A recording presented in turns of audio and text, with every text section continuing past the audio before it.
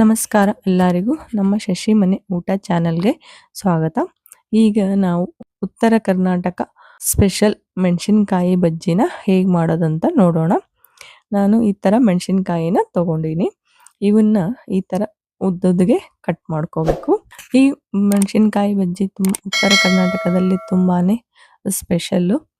ಸಾಯಂಕಾಲ ಟೀ ಜೊತೆ ಒಳ್ಳೆ ಕಾಂಬಿನೇಷನ್ ಈ ಬಜ್ಜಿ, ಹಾಗಾಗಿ ತುಂಬಾನೇ ಫೇಮಸ್ ಆಗಿದೆ.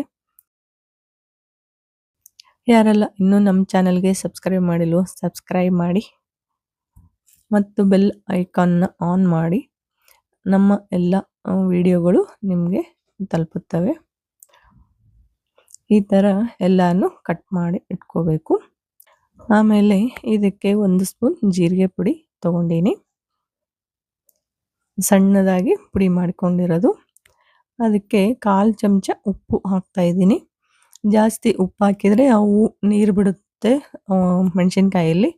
ಆಮೇಲೆ ಎಣ್ಣೆಗೆ ಹಾಕಿದರೆ ಸಿಡಿತೈತಿ. ಹಾಗಾಗಿ ಸ್ವಲ್ಪನೇ ಉಪ್ಪು ಹಾಕಬೇಕು. ಹಾಕಿ ಈ ಥರ ಚೆನ್ನಾಗಿ ಕಲಿಸ್ಬೇಕು. ಆಮೇಲೆ ಈ ಪುಡಿನ ಮೆಣಸಿನ್ಕಾಯಲ್ಲಿ ತುಂಬ್ತಾ ಹೋಗಬೇಕು. ಈ ಥರ ಎಲ್ಲ ಕಡೆ ತುಂಬಬೇಕು. ನೀವು ಮೆಣಸಿನ್ಕಾಯಿ ಬೀಜನ ತೆಗೆದು ಆಮೇಲೆ ಈ ಪುಡಿನ ತುಂಬಬಹುದು. ಮೆಣಸಿನ್ಕಾಯಿ ಖಾರ ಕಮ್ಮಿ ಇದ್ದರೆ ಹಾಗೇನು ತುಂಬ್ಕೋಬೋದು. ಈ ಥರ ಎಲ್ಲಾನು ತುಂಬಿದರೆ ಇದು ಜೀರಿಗೆ ಪುಡಿ ಉಪ್ಪು ತುಂಬೋದ್ರಿಂದ ತುಂಬಾನೇ ಟೇಸ್ಟಿಯಾಗಿ ಬರ್ತಾವ ಮೆಣಸಿನ್ಕಾಯಿ ಬಜ್ಜಿ. ಹಾಗಾಗಿ ಈ ಪುಡಿನ ತುಂಬ್ತಾ ಇದ್ದೀನಿ. ಈ ಥರ ಎಲ್ಲ ಮೆಣಸಿನ್ಕಾಯಿಗೆ ತುಂಬಿ ಇಟ್ಕೋಬೇಕು. ಮಳೆಗಾಲದಲ್ಲಿ ಈ ಮೆಣಸಿನ್ಕಾಯಿ ಬಜ್ಜಿನ ತಿಂದರೆ ಬಹಳ ಟೇಸ್ಟಿಯಾಗಿ ಅನ್ನಿಸ್ತಾವ ಮೆಣಸಿನ್ಕಾಯಿ ಬಜ್ಜಿ. ಇದಕ್ಕೆ ಹಿಟ್ಟನ್ನು ಹಾಕೋಣ. ಬಜ್ಜಿ ಹಿಟ್ಟು ತಗೊಂಡಿನಿ, 2 ಸ್ಪೂನ್ ಬಜ್ಜಿ ಹಿಟ್ಟು ಹಾಕ್ತಾ ಇದ್ದೀನಿ. 1 ಸ್ಪೂನ್ ಖಾರ ಪುಡಿ ಹಾಕ್ತಾ ಇದ್ದೀನಿ. ಅದು ಖಾರ ಕಡಿಮೆ ಇರುತ್ತೆ ಮೆಣಸಿನ್ಕಾಯಿ, ಹಾಗಾಗಿ ಹಾಕೀನಿ. ಆಮೇಲೆ 1/2 ಸ್ಪೂನು ಜೀರಿಗೆ ಪುಡಿ, 1 ಚಮಚ ಅಜ್ವಾನ ಹಾಕ್ತಾ ಇದ್ದೀನಿ.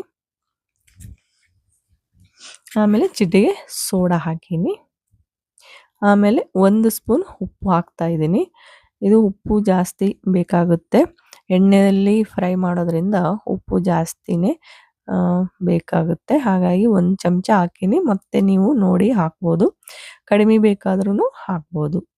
ಈ ಥರ ಎಲ್ಲಾನು ಕಲಿಸ್ಬೇಕು. ಫಸ್ಟಲ್ಲೇ ಎಲ್ಲಾನು ಕಲಸಿಟ್ಕೋಬೇಕು. ಆಮೇಲೆ ಇದಕ್ಕೆ ಎಣ್ಣೆನ ಹಾಕಬೇಕು. 2 ಸ್ಪೂನ್, ಸಣ್ಣ ಸ್ಪೂನ್ಲೆ 2 ಸ್ಪೂನ್ ಎಣ್ಣೆ ಹಾಕಬೇಕು. ಬಿಸಿ ಎಣ್ಣೆನೇ ಹಾಕಬೇಕು, ಕಾದಿರೋ ಎಣ್ಣೆ. ತಣ್ಣಂದು ಎಣ್ಣೆ ಹಾಕಿದರೆ ಅವು ಎಣ್ಣೆನ ಜಾಸ್ತಿ ಹೀರ್ಕೊಳ್ಳುತ್ತೆ. ಆಮೇಲೆ ಇದಕ್ಕೆ ಸ್ವಲ್ಪನೇ ನೀರು ಹಾಕಿ ಕಲಿಸ್ಬೇಕು. ಈ ಥರ ಫಸ್ಟಿಗೆ ಕಲಿಸ್ಬೇಕು. ಆಮೇಲೆ ಮತ್ತೆ ನೀರು ಬೇಕನ್ಸಿದ್ರೆ ಮತ್ತೆ ಹಾಕಬೇಕು. ಈ ಥರ ನೋಡಿ ಕಲಿಸ್ಬೇಕು. ಹಿಟ್ಟು ಪೂರಾ ನೀರು ಇರಬಾರ್ದು. ನೀರಿದ್ದರೆ ಅದು ಮೆಣಸಿನ್ಕಾಯಿಗೆ ಹತ್ತಲ್ಲ. ಹಾಗಾಗಿ ಸ್ವಲ್ಪ ಗಟ್ಟಿನೇ ಇರಬೇಕು ಹಿಟ್ಟು.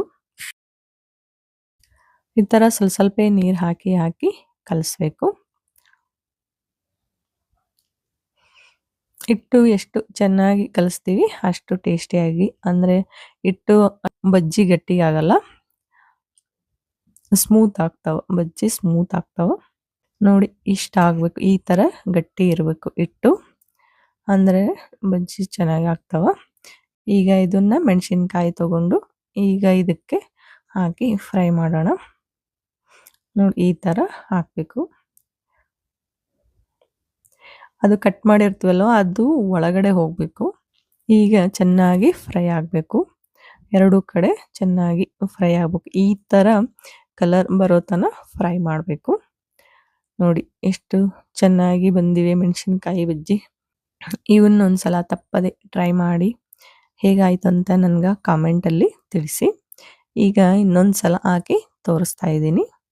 ಮೆಣಸಿನ್ಕಾಯಿ ಬಜ್ಜಿ ಅಂದರೆ ಪ್ರತಿಯೊಬ್ಬರಿಗೂ ಇಷ್ಟ ಆಗುತ್ತೆ. ಈ ಮಳೆಗಾಲದಲ್ಲಿ ಟ್ರೈ ಮಾಡಿ ಒಂದ್ಸಲ, ತುಂಬಾ ಟೇಸ್ಟಿಯಾಗಿ ಇರ್ತಾವ. ಆಮೇಲೆ ಈ ವಿಡಿಯೋ ನಿಮಗೆ ಇಷ್ಟವಾಯಿತು ಅಂತ ಅನ್ಕೊಂತೀನಿ. ಈ ವಿಡಿಯೋಗೆ ಲೈಕ್ ಮಾಡಿ, ಶೇರ್ ಮಾಡಿ ಮತ್ತು ಸಬ್ಸ್ಕ್ರೈಬ್ ಮಾಡೋದನ್ನ ಮರೆಯಬೇಡಿ. ಧನ್ಯವಾದ.